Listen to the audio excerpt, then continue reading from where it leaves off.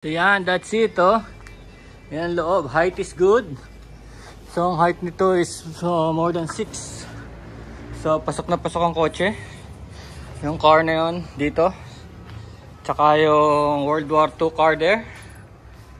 There. And this Mercedes. Now you'll be wondering no, bakit meron tayo mga bulok na kotse rito. Kasi ginagawa yan parts out.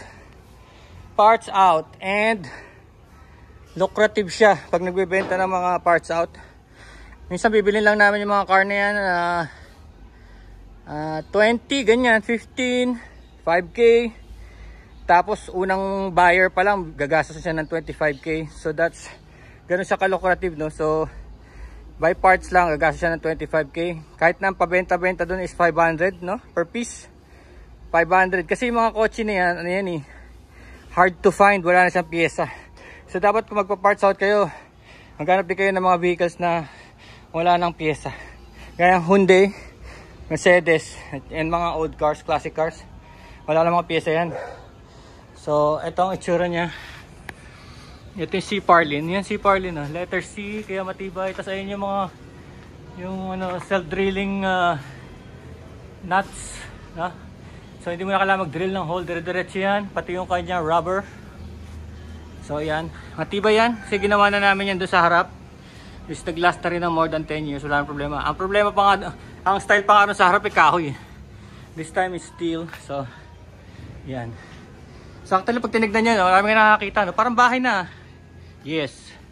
Pwede kang gumawa ng sarili mong bahay. Using this method. Kasi pag na-form mo na structure ng bahay mo, tuloy-tuloy na yun eh. Diba? Structure ng bahay or shed. Kasi dito, ano bang ginagawa dito? Kasi pagka tumindig na yung bahay mo, dito, ano bang ginagawa? Drywall. Di ba?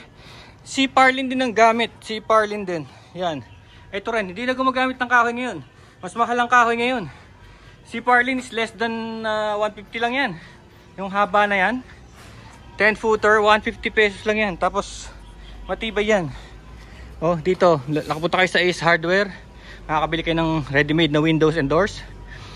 Structure nyo ng C Parlin. Tapos ang pader nyan is drywall. Konkretong plywood. So yung bahay nyo, anti-anay, anti-bukbok. Kasi yung mga nabibiling mga ano ngayon, windows and doors ay made of plastic. So matibay yan.